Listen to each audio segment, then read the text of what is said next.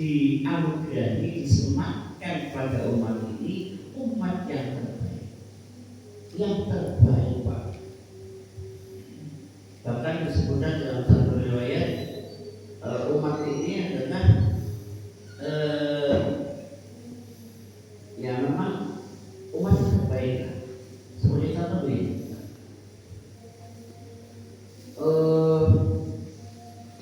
kita tahu bahwa Islam itu terlahir itu di tanah mana Pak? Di mana ya? Di Arab Saudi, di Jazirah Arab. Jazirah Arab itu tempatnya itu gersang Pak. Bangsa Arab itu berada menduduki satu wilayah yang disebut dengan gurun pasir. Bahkan masyarakat ini dikenal oleh peradaban sekelilingnya disebut dengan suku Badui. Suku Badui. Bangsa Arab, bangsa Quraisy. Jadi ketika mereka berdagang ke Yaman, ke Syam, mereka itu disebut sebagai masyarakat Badui. Dan memang Jazirah Arab ini merupakan wilayah yang pada saat itu tidak menarik perhatian dunia internasional, karena pada saat itu ada sebenarnya dua kerajaan besar di sekitar Jazirah Arab. Di sebelah baratnya ada kerajaan Persia, di sebelah baratnya itu ada kerajaan Romawi. Ini dua kerajaan besar. Seperti sekarang Indonesia itu diapit oleh kekuatan global Cina dan Amerika. Jadi itulah zaman dunia. Dan dua negara besar ini itu tidak tidak menaruh perhatian yang serius dengan Jazirah Arab. Tidak berminat untuk menguasai Jazirah Arab. Di mana tadi bangsa Quraisy ini tinggal. Kenapa? Karena memang kalau padang pasir itu untuk apa Pak dikuasai?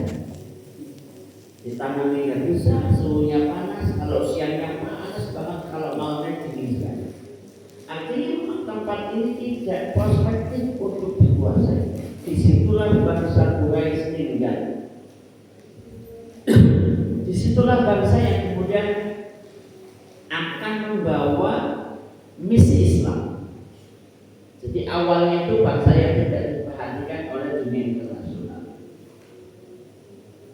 Jadi ini bangsa belakang tadi disebutnya juga bangsa Badui, suku Badui. Jadi kalau kita bayangkan suku Badui ini suku yang belum berperadaban. Sampai kemudian Rasulullah Shallallahu Alaihi Wasallam itu diutus Allah dengan risalah Islam. Jadi Rasul lahir tahun 571. Rasul itu kemudian diangkat menjadi Nabi dan Rasul sekitar usia 40. Jadi 47 ditambah 570 itu ditambah 40 itu jadi berapa? 610-an. Nabi SAW diutus sebagai pembawa risalah Islam ke bangsa Quraisy. Dakwanya tidak lama Pak, ya kira-kira 23 tahun. 23 tahun masyarakat yang tadinya dianggap sebagai masyarakat Badui, masyarakat terbelakang, Masya Allah Pak, tidak butuh waktu 20-50 tahun, bahkan kira-kira hanya butuh waktu 10 tahun saja. Bangsa yang dulunya disebut dengan bangsa Badui, suku Badui, tiba-tiba menjadi bangsa yang besar. Rasulullah SAW wafat 632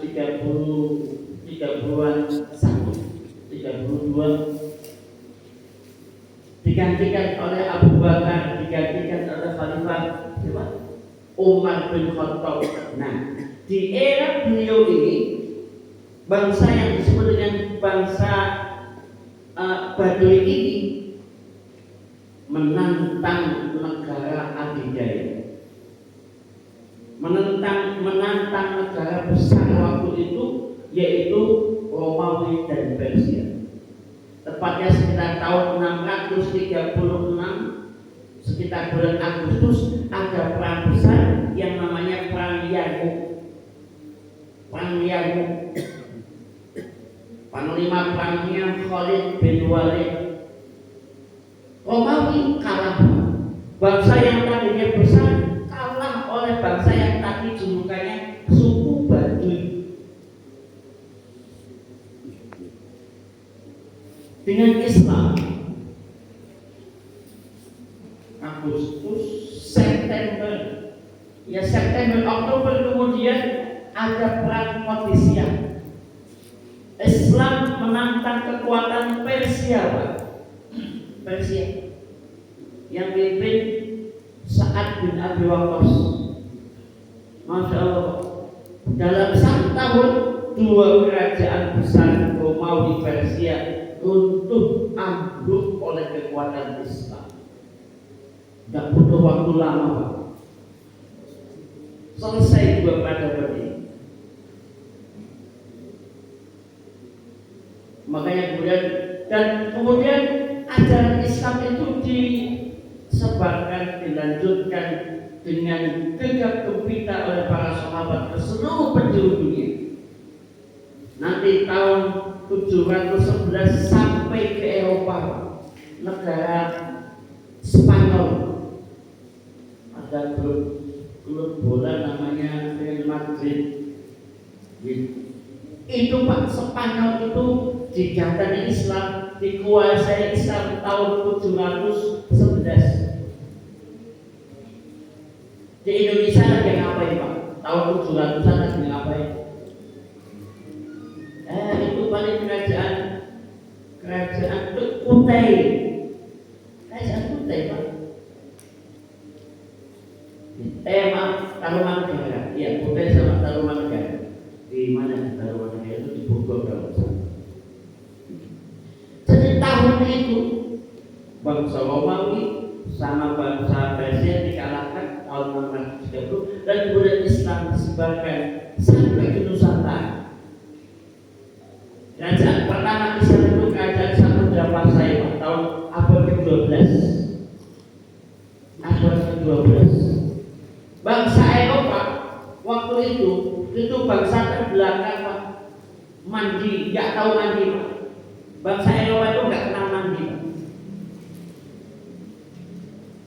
Itu disebutkan bangsa Eropa itu baunya itu naudzubillah, nggak pernah mandi, tidak mengenal bersuci mereka itu. Tidak ada pengobatan medis yang canggih kecuali dukun.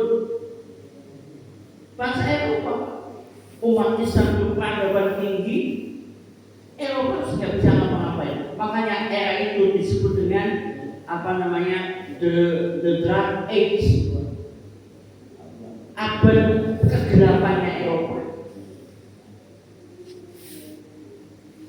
Artinya apa? Ketika ayat tadi disebutkan kuntum khaira ummatin, kalian adalah umat terbaik, ini terbukti umat Islam waktu itu menguasai dunia, Pak.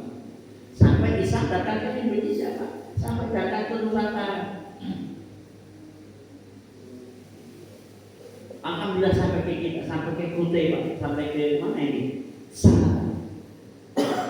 Itu luar biasa Islam. Umat terbaik, umat yang unggul, jauh, Pak. Umat Islam itu sudah sampai sini abad ke-12, bahkan sebagian riwayat menyebutkan abad ke-8 saja sudah ke sini. Karena pada era Khalifah Umar bin Abdul Aziz ada koresponden antara kerajaan Raja Sriwijaya dengan Khalifah Umar bin Abdul Aziz. Jauh sebelum Ferdinand Magellan Columbus katanya keliling dunia, membuktikan dunia bulan, dunia. Jauh sebelum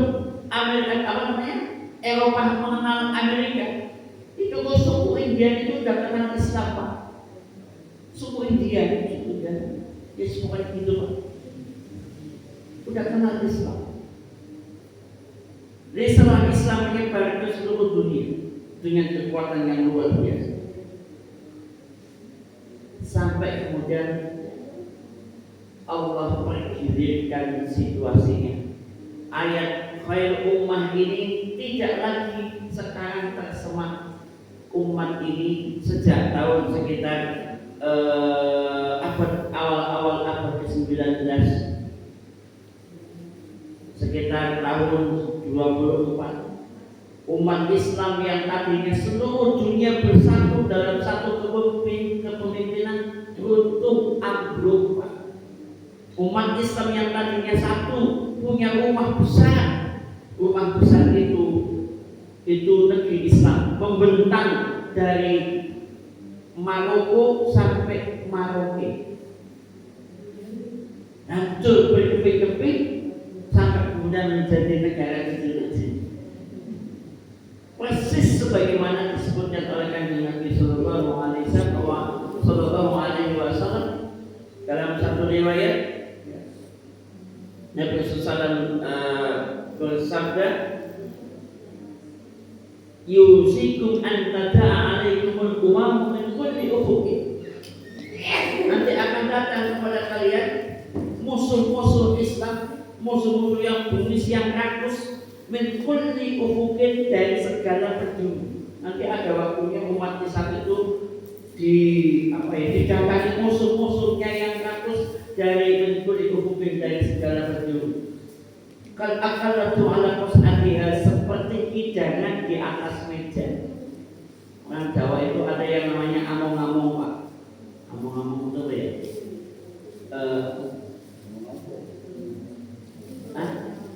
Among-among itu Pak kecil, ada makanan disimpan di tepian apa tampak, Pak, kalau orang Jawa bilang begini. Nanti dikumpulin anak-anak 10 di situ. Jadi direbut, rebutan makan. Itulah umat Islam, seperti hidangan di atas meja. Padahal dulunya khairul umat terbaik, umat yang unggul menangan sak dunia, Pak. Tapi di kemudian hari umat Islam tadi seperti hidangan di atas meja. Sampai para sahabat itu heran, ya Rasulullah, kok bisa-bisanya umat Islam itu begitu lupa? Memangnya umatnya sedikit? Oh enggak. Yo antum yauma idzin kasir, banyak sekali. Hitung-hitungannya sekarang sampai 2 miliar umat Islam seluruh dunia, 2 miliar. Tapi tadi disebutkan umat yang 2 miliar yang banyaknya itu kabusan Israel, seperti buih di lautan. Tidak ada tenaganya, Pak. Lihat buih di lautan. Lihat buih itu kan ya harus sana, kemudian anginnya ke sana, ikut ke sana. Tidak punya prinsip. Jadi kalau dulu umatnya hebat, umat yang kuat, makanya disebut dengan khair ummah. Oh maaf, hari ini umat ini tidak begitu. Hari ini umat ini tidak lagi menjadi umat terbaik, bahkan umat yang menjadi hidangan negara-negara Eropa, negara-negara Barat. Contoh saja negeri Islam Indonesia, Pak. Itu kata kus-kus itu ya, batu, tongkat dilempar itu jadi tanaman, Pak. Jambut katulistiwa kaya raya, Pak. Tapi apa yang terjadi? Negeri yang kaya raya itu seperti kue, Pak. Kue dinikmati di negara-negara besar. Sementara rakyat kita itu ya susah, Pak. Apalagi di Jawa, Pak. Jawa itu panas banget, panas luar dalam. Terus suhunya panas juga, dalamnya juga panas, luar biasa. Itulah kondisi Islam yang kemudian diidentifikasikan bahwa mengapa umat Islam seperti itu, karena terjangkit penyakit wahana yang namanya cinta dunia dan takut mati. Hubud dunia wa karahiyatul maut. Bapak Ibu sekalian, ini pelajaran pertama adalah umat Islam itu mestinya menjadi khairul ummah. Hari ini tidak begitu. Bahkan umat ini di beberapa negeri itu menjadi semacam apa ya? Kalau Palestina itu apa sih ya? Negara yang sedang dihancur. Palestina. Kita ini masih bisa ngopi, bisa makan. Di sana nggak ada. Penduduknya makanya batu, pasir, rumput. Sejak konflik tahun lalu bulan Oktober itu lebih dari 60.000 masyarakat yang meninggal kelaparan, bukan kelaparan karena diboikot oleh Yahudi. Padahal Pak Panjenengan harus tahu, Palestina itu sekelilingnya itu negeri-negeri kaum muslimin. Palestina itu di atasnya Lebanon, bagian baratnya ada Yordania, ada Suriah, bagian selatannya itu Arab Saudi, bagian timurnya itu Mesir, Pak. Bagian baratnya Laut Mediterania, Laut Hitam. Sekeliling dari negeri Palestina itu negeri Muslim. Penguasanya katanya raja-rajanya itu katanya Islam, Pak. Tapi saudaranya itu tidak bisa berbuat apa-apa, dibantai, dibunuh tiap hari. Itu yang disebut dengan umat yang sedang lemah, selemah-lemahnya.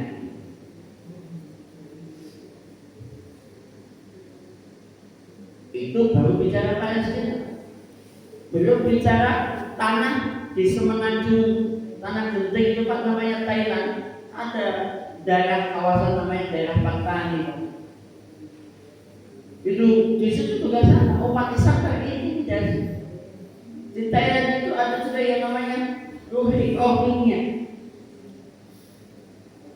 Di Filipina itu ada umat Islam yang sukunya suku Moro. Itu juga sama, terpinggirkan, suku minoritas.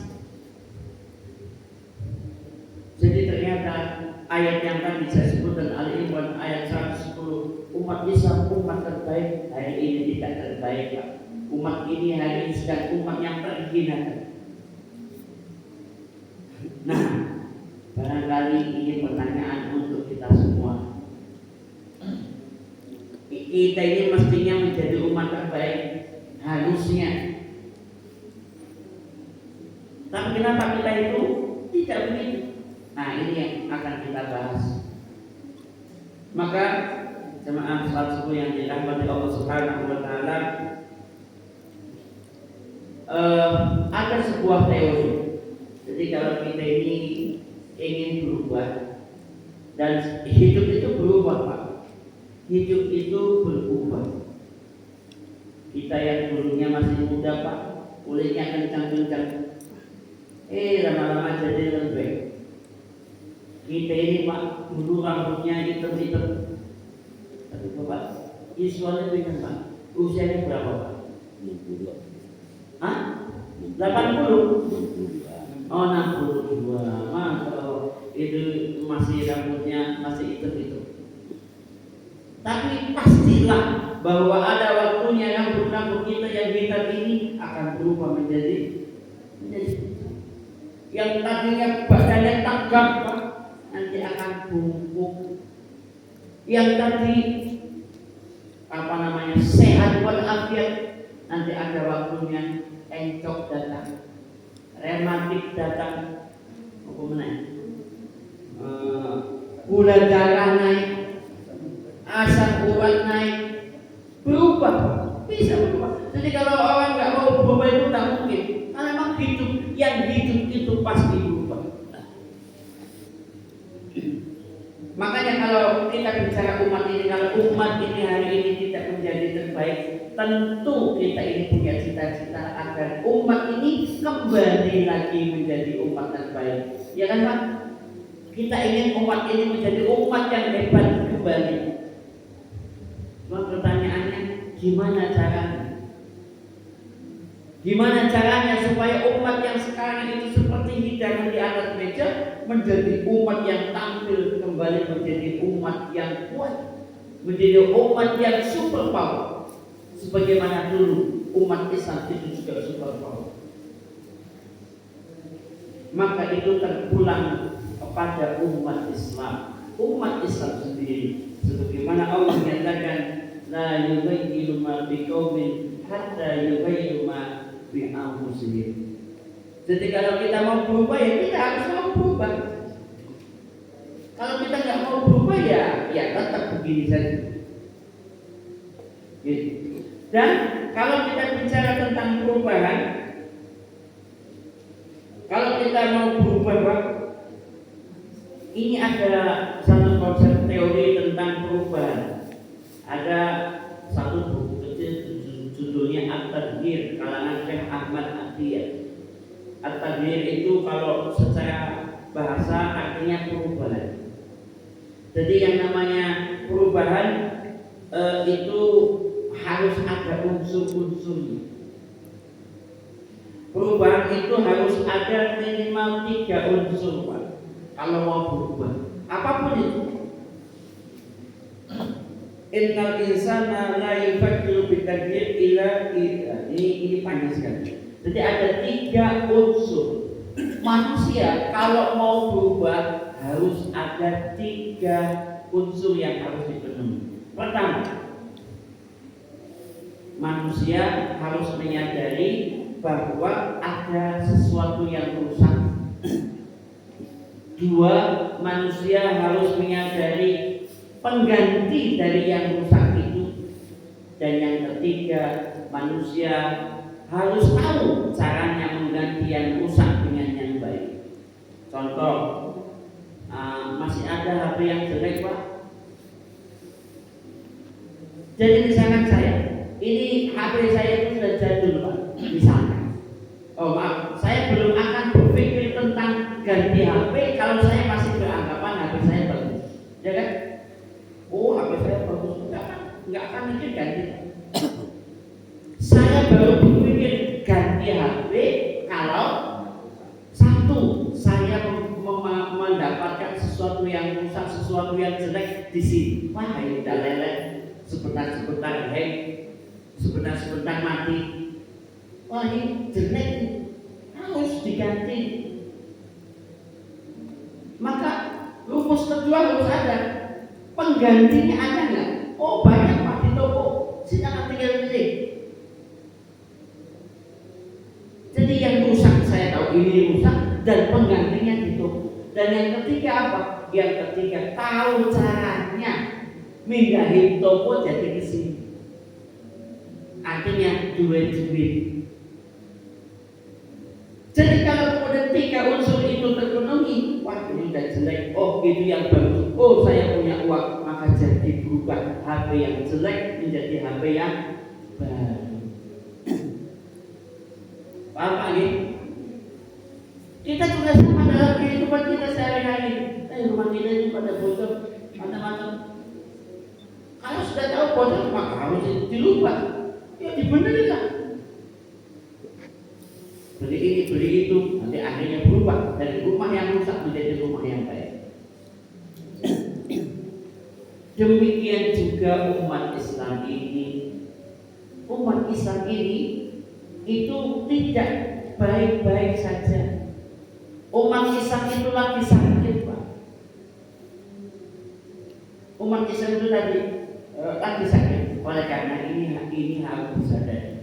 Nah, ketika bicara tentang kerusakan umat ini yang sangat penting untuk dipahami, itu pribadi dan manusia. Itu ada seorang ulama besar abad 20,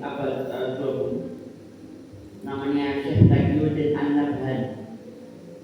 Jadi beliau itu mengidentifikasikan bahwa kerusakan utama dari umat ini. Mengapa umat yang tadinya umat terbaik menjadi umat yang mohon maaf sekarang ini jadi rebutan? Mengapa? Karena beliau sebutkan dha'fus syadid fi fahmil Islam. Umat ini kenapa tidak lagi menjadi umat terbaik, bahkan mungkin umat yang tertinggal, umat yang tergadai, umat yang terkalahkan, karena mereka itu dha'fus syadid fi fahmil Islam, bodoh yang luar biasa terhadap pemahaman Islam. Gak ngerti Islam Pak umat ini serius.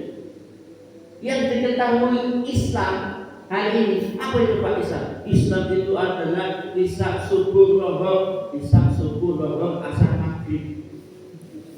Islam itu cuma itu. Bahkan di tempat saya Pak, mohon maaf, orang itu kalau sudah punya titel haji itu sepertinya sudah final. Aku yang pasti lebih suara. Kenapa? Wes ngaji.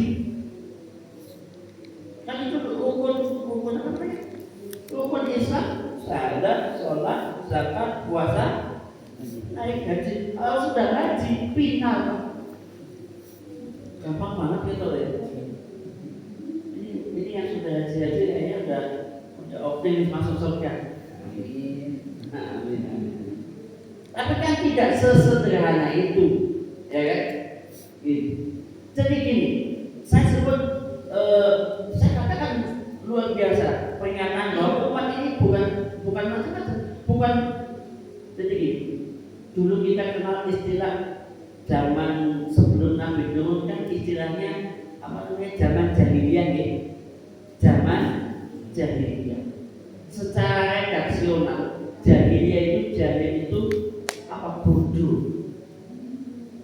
Jadi umat yang didatangi oleh Kanjeng Rasulullah SAW itu waktu itu disebut dengan jahiliyah. Apakah jahiliyah nggak bisa ngitung duit Pak? Oh pinter. Bangsa Quraisy itu niaganya bagus Pak. Kalau bisnis itu bisa untung besar. Tapi yang dimaksud dengan jahiliyah bukan itu. Tapi jahiliyah itu adalah jahiliyah rendahnya perilaku mereka. Seperti hari ini. Jadi yang disebut dengan jahil, yang disebut bodoh terhadap Islam, bukan berarti mereka nggak bisa sholat, bisa sholat, tapi tidak paham tentang Islam dalam arti pengertian yang sesungguhnya. Karena tadi Islam itu sangat sempit, dipahami hanya sekedar sholat, tapi isya, subuh, zuhur, asar, maghrib, cuma begitu doang. Makanya ada istilah, bahkan ada filmnya, namanya Islam KTP. Karena yang dia pahami saja cuma begitu doang. Islam itu cuma pakai peci dan sebagainya, tidak nampak perilaku Islam dalam kehidupan mereka. Nah, barangkali ini diagnosa pertama, kenapa umat Islam tidak menjadi umat yang terbaik, karena umat Islam sekarang bodoh dalam urusan agama.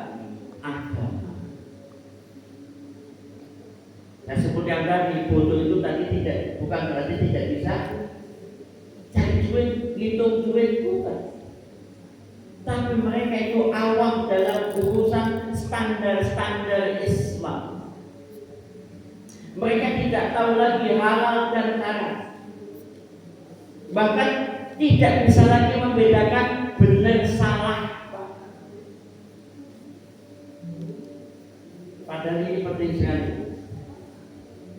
Ini kondisi umat yang kondisi umat yang kayak gini, yang rusak itu Pak, bahkan di dalam ayat saja sudah ada penjelasan. Itu dalam surat Agung 41, Allah Subhanahu wa taala tegaskan Tuhanul fasadu fil barri wal bahri bima kasabat aydin nas. Tuhanul fasad zahir Pak, nampak jelas yang namanya kerusakan. Cuma begini Pak, yang namanya kerusakan itu kalau cuma rusaknya fisik Pak, rusak fisik Pak, jalannya bolong-bolong itu gampang. Tapi yang perlu diwaspadai itu umat ini sudah tidak bisa mengenali kerusakan dalam dimensi yang lain. Contoh begini, saya punya pengalaman waktu itu kami sore-sore itu duduk berdua dengan ketua MUI di tempat saya, namanya almarhum Buya Ridwan Mansur. Kebetulan masjid raya di tempat kami itu di lantai 2, di bawahnya itu gawah, kemudian di atasnya adalah masjidnya, kemudian di sebelahnya itu alun-alun kota. Suatu sore saya bersama Kiai Ridwan Mansur itu duduk di teras masjid, kemudian melihat suasana sore hari di alun-alun kota. Ini bicara tentang kerusakan. Saya bilang ke Pak Kiai Ridwan, Pak Kiai, apa komentarnya tentang alun-alun kota kita ini? Alhamdulillah, kota kita berkembang, kota kita maju, luar biasa, ramai sekali. Saya bilang lagi, coba dilihat yang lebih teliti bagi apa yang bisa kita lihat. Apa ya? Iya benar, kota kita makin maju, makin berkembang. Coba sampai saya 3 kali bilang, begitu terus jawabannya. Sampai kemudian saya bilang begini, Pak Kiai, apunten, maaf, itu di pojok alun-alun sebelah sana itu ada laki-laki perempuan itu kira-kira suami istri bukan? Oh iya. Akhirnya beliau baru tersadarkan. Oh iya. Ini banyak yang istilah di sini, yang pacaran di sini. Kita tahu mungkin jadi faktanya sama, tapi kadang-kadang orang tidak bisa mengenali, Pak. Nanti dalam Islam nggak boleh, Pak, berdua-duaan dengan wanita yang bukan mahramnya, haram hukumnya. Dan hari ini barangkali sudah terbiasa nampak dalam keseharian kita, ya kawan. Dan itu dianggap biasa, dan itu dianggap bukan kerusakan. Dan hanya orang-orang tertentu saja yang bisa melihat itu sebagai sebuah kerusakan. Mohon maaf, Pak. Kita ini mayoritas Muslim, kan? Coba kita duduk mungkin di tepi jalan, melihat muslimah kita tidak menutup aurat, banyak, Pak? Banyak nggak? Pertanyaannya begini, apakah kita memandang itu sebagai masalah atau bukan? Kebanyakan di antara kita itu tidak menganggap itu masalah, wajar aja, biasa. Padahal itu masalah serius.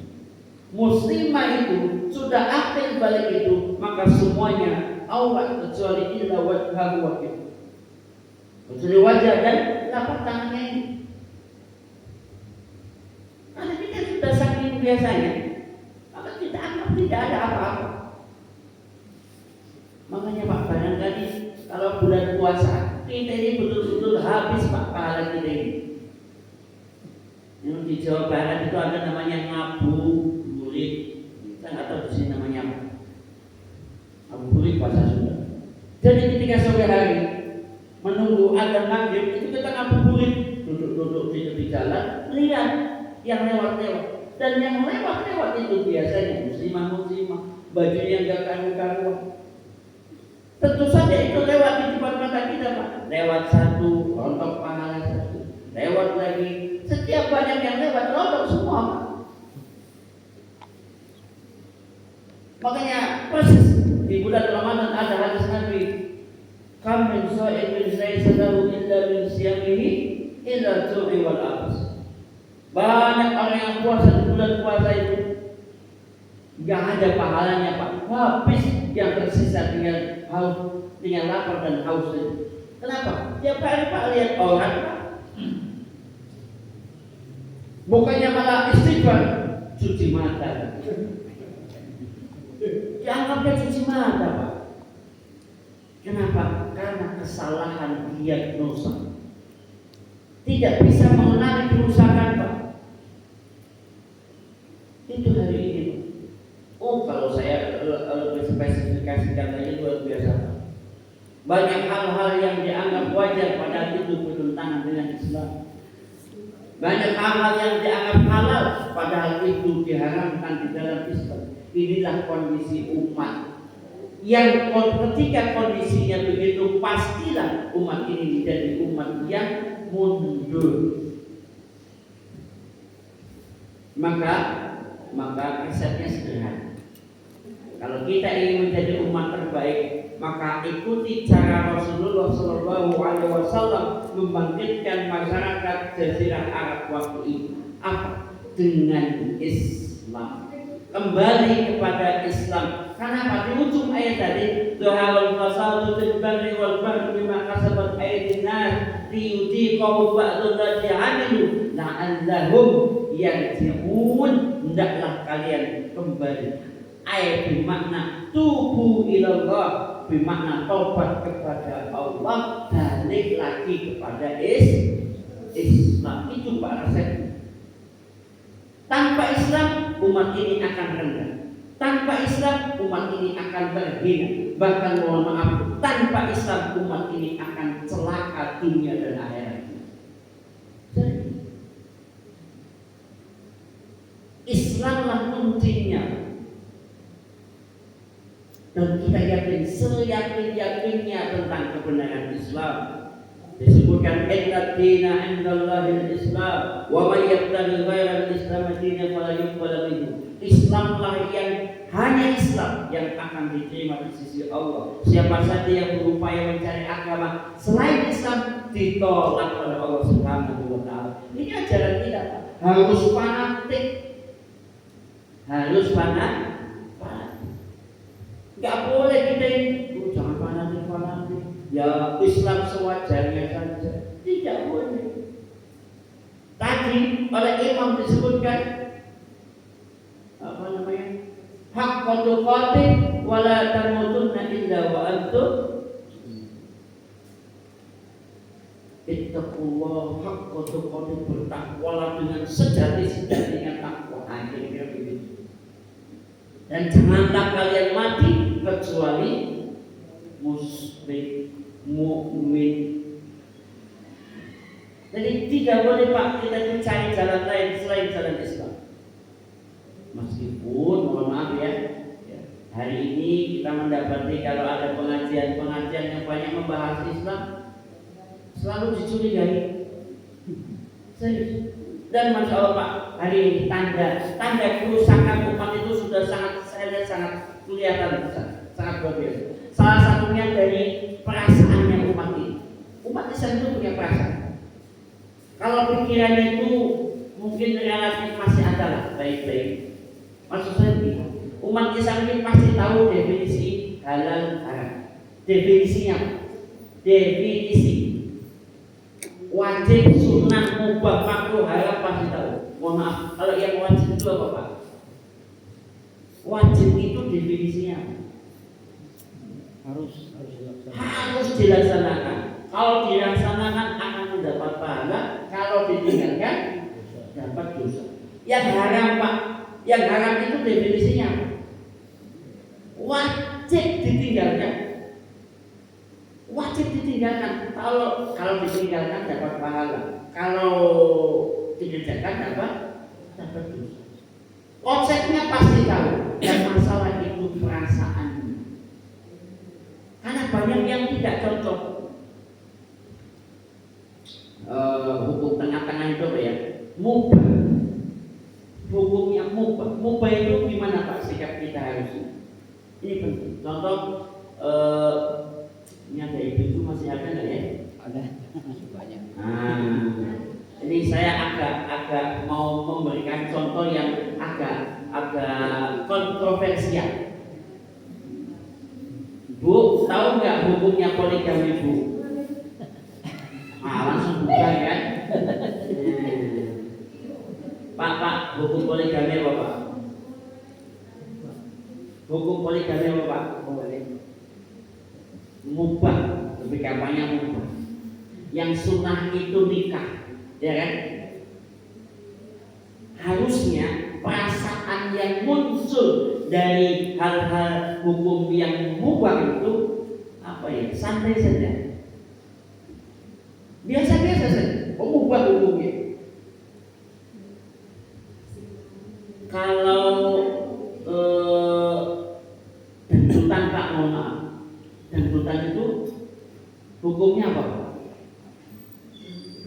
Dangdutan, Pak, di sini ada dangdut. Kalau di Jawa Barat namanya konggut, jadi kong sama dangdut. Hukumnya apa? Nah, karena wanita ujuk-ujukin busananya gak karu-karu, itu pasti hukumnya. Nah, harusnya Pak, kalau kita ketemu yang haram, perasaannya bagaimana Pak? Mohon maaf, kalau istilah saya, kalau melihat yang haram itu seperti, mohon maaf, melihat tahu melihat kotoran. Jadi kalau ada sesuatu yang haram, harus seperti melihat kotoran. Bapak sanggup melihat kotoran itu 1 menit aja Pak. Ada kotoran dikelotoki, pasti mual. Lihat kotoran enggak mungkin 1 detik langsung pengen mual, pengen muntah. Harusnya ketika kita melihat yang haram-haram itu kayak melihat kotoran. Ini kita melihat yang haram itu bukan kayak melihat kotoran. Malah malah sayang kalau nggak dilihat itu Pak. Eman. Pengajian hukumnya apa Pak? Wajib. Tolabul ilmi itu hukumnya wajib. Kalau wajib itu hari ini yang wajib malah perasaan was-was, hati-hati ada pengajian. Jadi yang harusnya yang wajib itu malah diwaspadai, yang haram malah disukai. Ini kebalik-balik Pak jalannya Pak. Ini yang saya maksud, umat ini terbalik perasaan. Tadi poligami itu malah jadi masalah. Gitu. Mohon maaf, zina itu kan haram, itu malah biasa sekarang. Kebalik-balik Pak. Ini perasaan umat harus dibenahi. Siapa yang punya tugas untuk itu? Alim ulama, kita semua. Makanya resep untuk mengembalikan umat Islam, benahi umat Islam, bereskan umat Islam. Karena memang resepnya cuma 1, kembali kepada Islam. Kalau kita sudah punya resep bahwa harus kembali kepada Islam, maka harus digelorakan upaya-upaya untuk mendekatkan umat ini kepada Islam di masjid, di majelis pengajian. Begitu Pak, jangan Islam dijauhi, malah tadi diwaspadai. Salah besar Pak. Malam ini ada pernyataan Ustaz jadi Islam ojo taat, ojo soleh. Kalau jadi Islam jangan kebangetan deh, biasa-biasa saja. Begitu Pak katanya. Padahal ada ayat yang mengatakan udkhulu fis-silmi kafah. Kalau mau jadi orang Islam yang benar sekalian, kalau mau jadi orang Islam yang benar, bukan malah biasa-biasa dong Islam. Jangan terlalu taat, jangan terlalu nah, inilah barangkali yang menjadikan umat ini tidak mampu lagi meraih posisi sebagai umat. Nah, ini sudah pas jam 6. Jadi mudah-mudahan forum ini tadi bisa bermanfaat untuk kita semua, jadi menambah ilmu, menambah pahala, dan sekaligus menambah ukhuwah. Karena memang saya baru pertama kali mungkin di masjid ini, atau mungkin dulu sudah pernah belum? Oh, saya pernah Pak kesini Pak 10 tahun yang lalu. Pakai di awal aja Oh iya. Oh, masya Allah, ini salah satu dari bekas mantan gubernur di tempat kami. Oh, bisa tinggal sini Pak ya? Oh. Mau undang jadi mulia? Jangan Pak. Kami eksekusi Pak. Zainuddin MZ pernah kesini. Kebetulan saya di Jawa Barat Pak, gubernurnya itu jadi mulia. Kalau Bapak lihat YouTube-nya, oh pasti senang sekali. Pasti Anda akan tergoda Pak ini orang. Jadi Dedi Mulyadi itu memang luar biasa, pencitraannya luar biasa. Tapi ya kami tahu lah di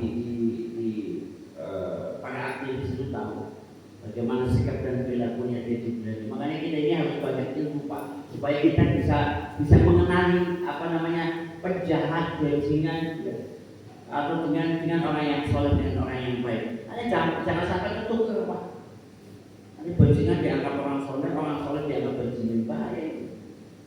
Mohon maaf saya agak emosi kalau itu orang itu karena terus gemeletak Pak. Gemeletak itu apa tuh? Gemes banget.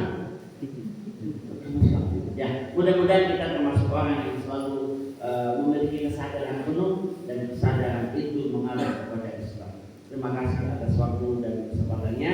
Assalamualaikum, mohon maaf sekalian atas kata-kata saya yang lancar. Terima kasih. Bila taufiq wal hidayah. Wassalamualaikum warahmatullahi wabarakatuh. Waalaikumsalam warahmatullahi wabarakatuh. Jemaah yang dimuliakan oleh Allah Subhanahu wa taala, sebagaimana biasa di majelis kita selalu ada pencerahan dan mungkin kali ini ada yang ingin ditanyakan, curhatlah sebagaimana biasa. Silakan jemaah sekalian. Ini mahal loh, ini mau minimal 10 tahun, belum tentu, tapi mudah-mudahan Ramadan tahun depan Ustaz ada ya. Beberapa tahun yang lalu Ustaz ada juga Kiai Haji Zainuddin Allah yarhamhu di sini Ustaz. Jadi banyak tokoh yang bertahan di masjid yang sederhana ini. Ya cuma ramai-ramai belum. Kalau rekomendasi saya sekarang jangan Pak. Oh iya. Iya. Jadi rekomendasi saya. Iya. Kalau sudah beda jauh. Iya. Bukan ramai-ramai yang dulu lagi pun. Silakan Ustaz, mungkin ada yang ingin disampaikan ke beliau, untuk disampaikan ke Jakarta. Ya. Beliau ini dekat dengan pembusuknya Prabowo.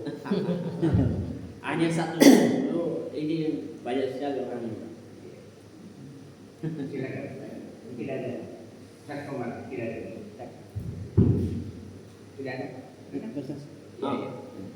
Terima kasih atas kesempatannya. Saya mau bertanya Pak Ustaz. Sekarang ini kan ada banyak golongan. Ada banyak Golongan. golongan. Iya, golongan. Nah, golongan ini apa yang membuat golongan ini ketika yang memberikan pencerahan itu bukan golongannya, seakan-akan itu tidak ada gunanya, istilahnya tidak usahlah kita dengarkan bukan golongan itu. Apa yang membuat mereka sombong dengan hal itu? Nah, kemudian yang kedua, Bapak ini kan tinggal di Jakarta ya, kami ini di sini Pak, ini termasuk masjid paling tua di sini Pak. Tapi Bapak melihat kondisinya ini ya ibaratnya sederhana dan bisa dikatakan masih layak. Tapi di balik itu masjid ini sudah rapuh Pak. Tapi mohonlah dibantu kira-kira bisa apa bisa dibenahi atau kalau bisa dipugar.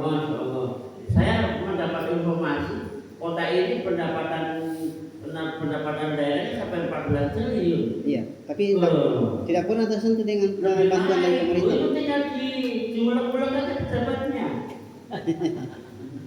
Iya kan? Oh, di Jawa itu kan rebutan, di Pati itu perusuhan Pak. Karena nggak punya uang. Ini langsung saya jawab saja. Di Jawa itu nggak punya uang Pak. Di sini 14 triliun. Di sana itu pajaknya dilompat-lompatin, bukan hanya 1 lompatan, 2,5 kali, bahkan di Jombang itu 10 kali lipat. Anda nggak punya uang. Oh, minta ke orang yang salah. Jakarta tapi itu punya duit.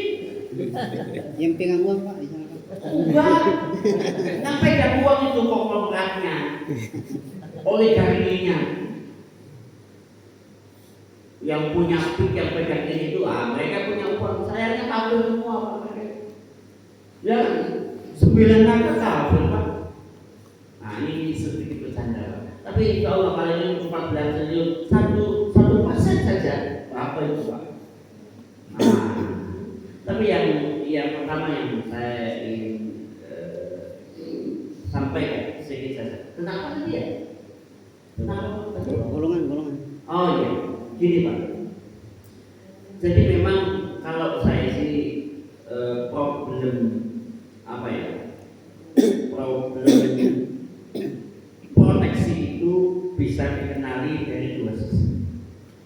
Pertama, memang dari sisi eksternal ada upaya-upaya untuk melemahkan umat Islam, membodohkan umat Islam.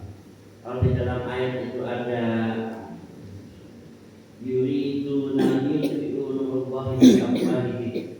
Mereka itu berupaya untuk melemahkan umat Islam. Belum banyak, saya belum menggunakan kata banyak, tapi saya ingin menggunakan terminologi mereka itu ingin melemahkan Islam. Maka mereka itu akan dengan cara apa? Dengan cara mengumpulkan pemahaman umat Islam, pembodohan umat Islam. Maka nanti banyak orang yang kemudian diinstalkan ditanamkan bibit-bibit ta'assub terhadap kelompok dan organisasi. Dari luar itu, saya hanya mau menerima apa yang datang dari NU. Saya Muhammadiyah, saya hanya akan menerima apa yang datang dari Muhammadiyah. Saya misalkan al-irsyad macam-macam. Jamaah tabligh, saya hanya akan menerima sesuatu yang datang dari kalangan saya. Itu dipopakkan kan? Gitu. Kemudian di sisi internalnya ada juga umat Islam susah ngaji, nggak mau ngaji, udah ditakut-takuti, kemudian nggak mau ngaji, lengkaplah sudah. Ini kayak semacam alibi untuk tidak mau menjadi orang baik. Ngaji ngapain nanti takut jadi radikal? Ngaji ngapain nanti malah jadi teroris? Sehingga akhirnya tadi jiwa-jiwa protektif yang blok mental blok terhadap kebenaran itu memang terbiasa. Tapi kalau kita ini umat ini terus belajar, terus mengerti, ya, pahamnya ditingkatkan, maka insya Allah Pak, makin banyak ilmu, insya Allah ilmu pasti, makin luas pandangan kita. Jadi gini Pak, kalau kita ini makin luas pandangan kita ini akan menjadi lebih bijaksana. Kalau ke terminal, di situ terminal di mana Pak? Kalau terminal sekarang kayaknya nggak kayak dulu. Kalau dulu terminalnya jelas. Kalau di Jawa itu kan rutenya jelas. Bandung, Jakarta, Bandung, Jogja, Bandung, Cirebon, jelas. Jadi kalau kita datang ke terminal mau ke Bandung, nggak perlu pusing Pak. Bandung, Bandung.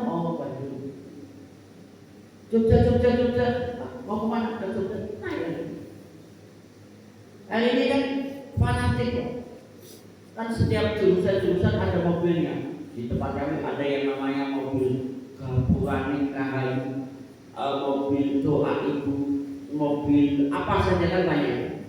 Nanti orang itu karena ilmunya yang terbatas, fanatik. Saya kalau naik mobil nggak pakai doa ibu nggak akan naik. Karena hanya mobil doa ibu lah yang akan sampai ke Yogyakarta. Ada begitu Pak? Karena ada asumsi. Kalau di sini mobilnya apa sih, mereknya apa? Apalagi itu? Hanya mobil ini yang akan sampai ke Jogja. Salah Pak. Kalau di terminal Jogja kan banyak.